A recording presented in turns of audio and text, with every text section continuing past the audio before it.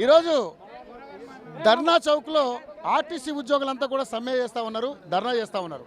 దానికి కారణం ఏంటంటే ఈ ప్రభుత్వం చెప్పినటువంటి ఏదైతే హామీలు ఇచ్చిందో ఆర్టీసీ ఉద్యోగులకి అవన్నీ కూడా నెరవేర్చాలంటూ ఈరోజు సమ్మెకి దిగినటువంటి పరిస్థితి మనం చూస్తూ ఉన్నాం. ఎందుకంటే ఆర్టీసీ ఉద్యోగుల బ్రతుకులు ఎలా అయిపోయినాయంటే మరీ దారుణమైనటువంటి పరిస్థితిలో ఉన్నటువంటి పరిస్థితి మనం చూస్తూ ఉన్నాం. ఎందుకంటే వాళ్ళకి 2 పిఆర్సీలు ఇవ్వాలి, ఒక పిఆర్సీ కూడా రిలీజ్ చేయలేదు.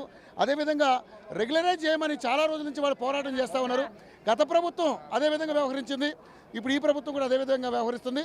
రేవంత్ రెడ్డి గారు మేనిఫెస్టోలో పెట్టిన విధంగా వాళ్ళ డిమాండ్స్ని తీర్చమంటూ ఈరోజు పెద్ద ఎత్తున దాదాపుగా 10,000 మంది ఉద్యోగులు మొత్తం ఈ ఏదైతే ధర్నా చౌక్ మొత్తం కూడా నిండిపోయినటువంటి పరిస్థితి మనం చూస్తూ ఉన్నాం. కండక్టర్లు, మహిళా కండక్టర్లు ఉన్నారు, డ్రైవర్లు ఉన్నారు, అందరూ కూడా ఇక్కడ ఉన్నారు. కాబట్టి వీళ్ళందరూ అడుగుదాం వీళ్ళ సమస్యలు ఏంటి. ఏదైతే ఈ ఎలక్ట్రికల్ బస్సులకు సంబంధించి అవి కూడా ప్రైవేటుగా ఆర్టీసీకి ఇస్తున్నారు. ప్రైవేట్ ఉద్యోగులు వచ్చి దాంట్లో పనిచేస్తున్న ఆర్టీసీ ఉద్యోగులకు ఎవరికి కూడా అవకాశం ఉండలేదు. ముఖ్యంగా విలీనం చేయాలనేది వీళ్ళ డిమాండ్. వీళ్ళని అడుగుదాం, వీళ్ళకి ఇంకేం కోరుకున్నాయి. మేడం నమస్తే అండి. ఏం పేరు మేడం? మీ పేరు? సరస్వతి గారు. చెప్పండి మేడం, అసలు ఏంది మీ ధర్నా, ఎందుకు దేనివల్ల చేస్తున్నారు? విలీనం చేయాలి సార్, మాకు యూనియన్లు కావాలి. మాకు ఏమైనా ఇబ్బందులు వస్తే అడగడానికి ఎవరు లేదు సార్. యూనియన్లు రద్దు చేసి మాకు యూనియన్లు కావాలి సార్, విలీనం చేయాలి. Conductor sir. మీ పేరేం పేరమ్మా? నా పేరు రాధమ్మ, కండక్టర్. మీ డిమాండ్స్ ఏంటి? అదే మాకు ప్రధానంగా జేఏసీ తరపున ఇప్పుడు ధర్నా చేయడానికి వచ్చాము. గవర్నమెంట్లో విలీనం చేయాలి. పని భారం చాలా అయ్యింది, ఒత్తిడి చాలా అయిపోయింది, తట్టుకోలేకపోతున్నాము. మాకు రావాల్సిన పిఆర్సీలు కానీ గవర్నమెంట్లో విలీనం చేయాలని కోరుకుంటున్నాము. గవర్నమెంట్ మీకు ఇస్తానన్నవే, మీరు కొత్తగా ఏం లేదు, గవర్నమెంట్ ఇస్తానవే అడుగుతున్నాము. ఇప్పుడు దాని నుంచే ధర్నా. నమస్తే అండి. మమ్మల్ని ఆర్టీసీలో విలీనం చేయాలి సార్. మాకు ఉద్యోగ భద్రత కల్పించాలి. 50 మంది ఎక్కే బస్సులో 150 మంది ఎక్కుతుర్రు. అందులో ఒక్క మిస్టేక్ జరిగినా మాకు పనిష్మెంట్ ఉంటుంది. కాబట్టి మమ్మల్ని ఉద్యోగ భద్రత మాకు కల్పించాలి, ప్రభుత్వంలో విలీనం చేయాలి.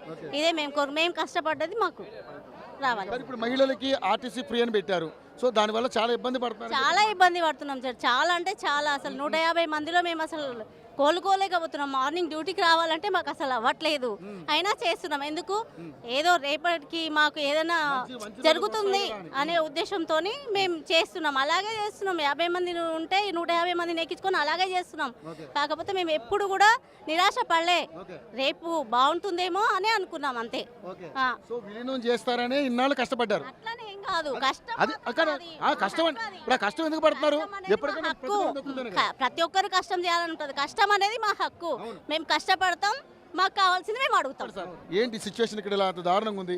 అందరూ కూడా రోడ్ల మీదకి వచ్చేసారు. దాదాపు చూస్తే మొత్తం కూడా అక్కడ ఇసుకేస్తే రాలనేటువంటి పరిస్థితి ఇక్కడ ఉంది. ఆర్టీసీ ఉద్యోగులంతా ఏం చెప్పాలనుకుంటున్నారు సార్? గత 10 సంవత్సరాలుగా మమ్మల్ని కట్టి మూలకు పడేశారు.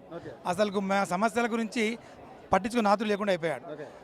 మాకు ప్రతి విషయంలో వర్క్ లోడ్ పెరిగిపోవడం కానీ, మాకు రావాల్సిన ఏరియాస్ కానీ, బెనిఫిట్స్ కానీ ఏవీ లేకుండా కేవలం ఏదో చేస్తున్నామని పరిస్థితిలో ఉన్నాము. ఈ గవర్నమెంటు ప్రతిష్టాత్మకంగా తీసుకుంది మహాలక్ష్మి పథకం అని చెప్పేసి. మేము వర్కర్స్ తక్కువ ఉన్నా కూడా వాళ్ళని ప్రతి ఒక్కరిని సాటిస్ఫై చేస్తూ మర్యాదగా డ్యూటీ చేస్తూ వాళ్ళ గవర్నమెంట్ యొక్క డిమాండ్ను మేము నెరవేరుస్తున్నాం. కానీ మా డిమాండ్లు ఒక్కటి కూడా పట్టించుకోవట్లేదు గవర్నమెంట్.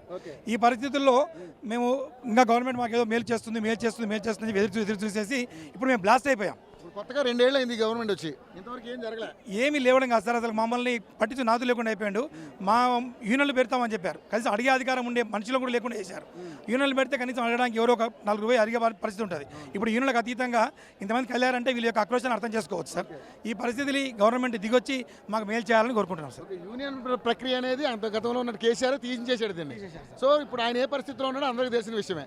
సో ఆర్టీసీ ఉద్యోగులతో పెట్టుకుంటే ఎవరినైనా దించేస్తాం అనేది ఒక నినాదం వచ్చింది ఇప్పుడు మొత్తానికి ఇదే. సో రేపు రేవంత్ రెడ్డి పరిస్థితి ఎలా ఉంటుంది సార్? ఇక మీరు అన్నారు కదా సార్, ఇది పరిస్థితి ముందు కొనసాగుతుంది సార్. ఇప్పుడు ఇంతకుముందు ఎలక్షన్లో కూడా మాకు మేలు జరుగుతుంది చెప్పేసి ఇప్పుడు కూడా మేము గవర్నమెంట్ నమ్మకంతో ఉన్నాము. నమ్మకం సన్నగిలిపోతుంది సార్. సన్నగిలినప్పుడు ఆటోమేటిక్గా నెక్స్ట్ స్టెప్కి వెళ్ళిపోతాం సార్ మేము ఆటోమేటిక్. సో ఇప్పుడు తెలంగాణ ఉద్యమం నుంచి చూస్తున్నాం, ఆర్టీసీ సమ్మెలు జరుగుతూనే ఉన్నాయి. ప్రభుత్వం గత 10 ఏళ్ళు బీఆర్ఎస్ ప్రభుత్వం ఇక్కడ అధికారంలో ఉంది. అప్పుడు ఉద్యోగులు రోడ్డు మీదకి వచ్చారు, ఇప్పుడు మళ్ళీ కాంగ్రెస్ వచ్చినా కూడా మళ్ళీ రోడ్డు మీదకి వస్తున్నారు. ఇంకెట్లా మారుతాయి మీ బతుకులు? అదే సార్, మాకు అర్థమైన పరిస్థితుల్లో మేము రోడ్డు మీకు వచ్చేసాము. ఈ పరిస్థితిని వివరిస్తున్నాం. దాని గురించి వాళ్ళు మార్పు తీసుకొచ్చి మమ్మల్ని వాళ్ళు కలుపుకుంటే మేము వాళ్ళకి సపోర్ట్గానే ఉంటాం సార్. ఇప్పటికి కూడా ఇంకా ఆశ ఉంది, కానీ మమ్మల్ని బ్లాస్ట్ కావద్దుకుంటే 3 ఏళ్ళు అధికారంలో ఉన్నారు, ఇంకా నమ్మకం అయితే ఉంది సార్. ఇంకా నమ్మకం అయితే ఉంది. ఈ పరిస్థితిని గమనించి వాళ్ళు మా పైన మాకు తగ్గట్టుగా నిర్ణయం తీసుకుని ఆలోచిస్తున్నాం.